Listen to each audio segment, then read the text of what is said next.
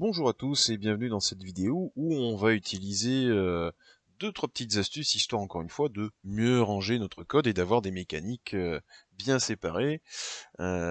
Aujourd'hui on va voir donc les hooks des modèles Sequalize. Alors c'est quoi un hooks déjà dans Sequalize? Bien comprendre que là on fait partie, on entre pardon dans le monde du life cycle qui est le cycle de vie d'une action. Et si on prend donc un autre modèle utilisateur où on va enregistrer, créer un utilisateur pour l'exemple, eh bien en fait chaque modèle dispose de hooks, de méthodes qu'on peut utiliser, qui sont déjà préparées pour tout ce qui est action avant ou après, création, validation, suppression, etc., etc. Il y a des petites méthodes où on peut se mettre à l'intérieur directement. Dans l'exemple qu'on va choisir, on va s'occuper de la création de l'utilisateur et on va se brancher sur le before create. C'est-à-dire qu'on va utiliser ce hook pour mettre une action juste avant la création de l'utilisateur.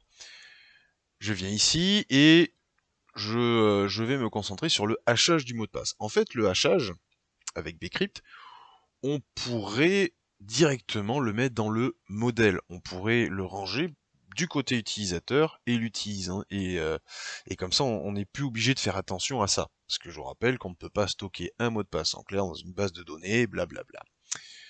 Donc dans notre modèle, ici, donc ça c'est le modèle utilisateur, je vais utiliser le before create pour mettre en place la chose. Donc je reprends le nom de mon modèle, j'utilise le hook before create, et before create reçoit deux choses. User, alors on peut l'appeler autrement, mais c'est littéralement l'objet dans lequel vont être stockées les informations utilisateurs, et des options en plus, ça je vous laisse regarder la doc de Sequalize que je mettrai dans la description. Enfin, eh bien on peut directement récupérer notre commande. Hop, je vais copier ça, d'ailleurs ici je vais le commenter, comme ça il ne sera plus fait.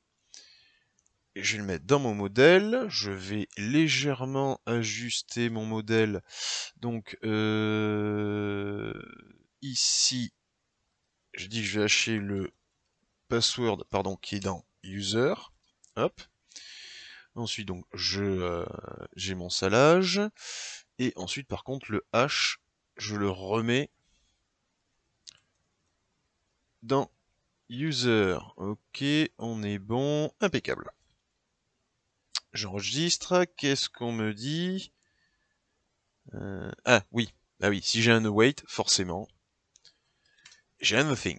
Ça change pas. Voilà. Donc maintenant côté utilisateur. Alors, côté base de données, on va les regarder. Hop.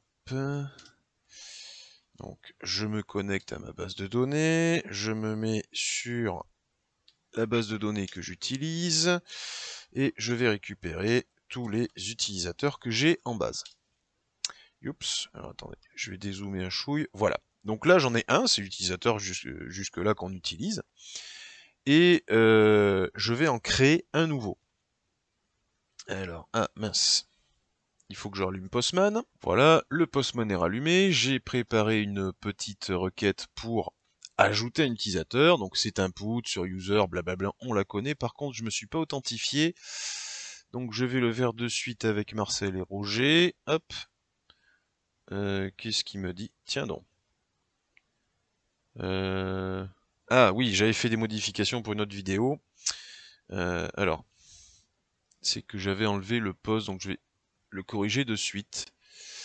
Route off, voilà. Youps. Voilà. Ça sera mieux. Hop. J'envoie. J'ai mon token. Hop. Je me mets ça dans le put. Autorisation. Tac, tac. J'enregistre. J'envoie. Alors, qu'est-ce qu'on repère? On repère que maintenant mon utilisateur a été créé. On voit tout l'objet et en plus on voit l'objet avec le mot de passe crypté. Si je regarde dans ma base de données, j'ai bien un utilisateur avec son mot de passe crypté. Et si je regarde dans mon code, alors on voit que dans le contrôleur, je ne le fais plus, hein, ce code a été haché. Et puis dans mon modèle, c'est bien celui-là qui a été fait, donc je reçois user, tiens on va faire des console log, hop, je reçois user, console.log, user, qui lui pour l'instant n'a rien du tout, et je vais refaire un console log user après modification. Hop, je vais supprimer, hop, je vais supprimer l'autre, donc c'est le 5, hop, delete 5, ah, point virgule, je me refais un select, ok, il n'y a plus rien. Et puis ici, je vais me recréer l'utilisateur et puis on va voir un petit peu comment ça se fait typiquement. Ok, mon utilisateur a été recréé. Maintenant, dans ma console, j'ai plein de choses. Alors, je vous mets ça comme ça. On va essayer de voir. Donc ça, c'est le premier console log, celui qui est à la ligne 43. Donc on va passer dans le hook before create. Donc là, j'ai bien mon objet tel que il est mis en place, donc avec le modèle correspondant. Et à la ligne 46, j'ai mon objet avec son mot de passe crypté, et automatiquement, je quitte le hook, mais du coup, maintenant, je passe dans le create, et la base de données se met toute seule à jour avec, enfin, se met toute seule à jour, pas typiquement, mais disons qu'elle se met avec elle le fait correctement toute seule. Donc on n'a pas besoin de faire un ajout, etc. Ici, au contrôleur, j'appelle create, du coup, je passe d'abord dans le before create, on fait les modifications, et ensuite le create continue à faire sa route. C'est un peu comme un middleware au final. Mais voilà, ici on a une méthode toute créée, rien que pour ça. Alors évidemment, j'ai oublié de vous le montrer, mais j'ai fait un require bcrypt en haut, hein, sinon c'est comme d'habitude, on importe les modules nécessaires, blablabla. Ok, donc déjà, côté contrôleur, j'ai plus cette mécanique, elle est dans son coin, tout va bien. Maintenant, il y a autre chose, ça c'était donc les hooks. Ici, j'ai encore du bcrypt avec une comparaison de mots de passe. Et dans la même idée, je ne veux pas que ça fasse partie de mes contrôleurs. Ça doit rester dans la mécanique de mes modèles. Et alors à ce moment-là, au lieu d'utiliser un hook, je vais créer ma propre méthode dans le modèle. Hein. Donc ça fera partie du modèle user. Mais je vais créer ma propre méthode pour pouvoir comparer mes mots de passe et dire si tout est bon. Donc on va le faire. Je fais un user.checkpassword.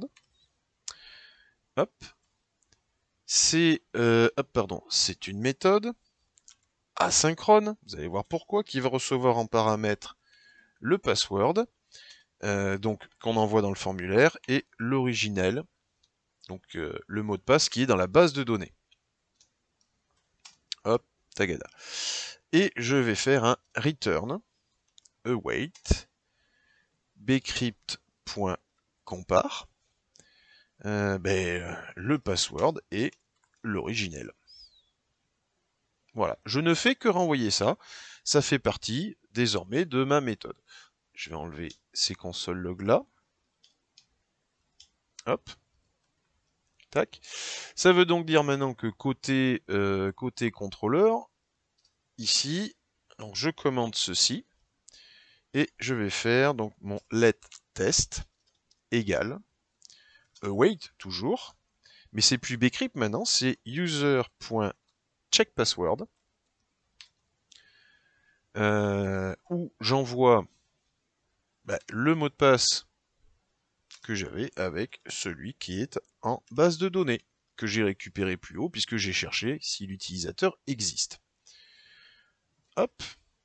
Donc je n'ai plus de bcrypt ici, je peux enlever le require qui est en haut, et absolument tout se fait ici, user check password, voilà. Si maintenant je vais donc directement ici, je prends mon utilisateur, je tente une connexion, ça fonctionne impeccable, je modifie mon mot de passe, wrong password. Voilà, et là comme ça, toute la mécanique bcrypt, puisqu'au final bcrypt ne se retrouve qu'ici, et dans mon modèle, et dans ce modèle utilisateur qui est vraiment l'objet consacré à tout ce qui va être test, mise en place, base de données. Comme ça, on est vraiment on est vraiment tranquille. Alors on pourrait utiliser, déjà pour celui-là, là, le check password, on pourrait faire un...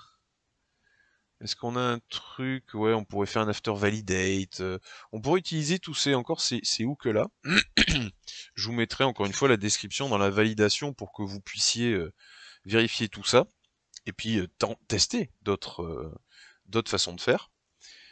Mais voilà, disons qu'avec simplement un hook et puis une méthode personnalisée, bien au final on a rassemblé toute notre mécanique dans notre modèle utilisateur. Comme ça on n'est plus embêté et on n'a plus forcément à faire attention à ces trucs-là côté contrôleur, parce que ça se trouve il y a un autre contrôleur qui va aussi créer un utilisateur ou un autre contrôleur qui va checker. Tout est dans le modèle. Voilà, comme ça c'est rassemblé. Voilà pour cette petite astuce, et puis dans la dernière vidéo enfin de cette longue série sur les API REST avec Express, on verra cette histoire de Coarse Policy et les erreurs et pourquoi on a des erreurs.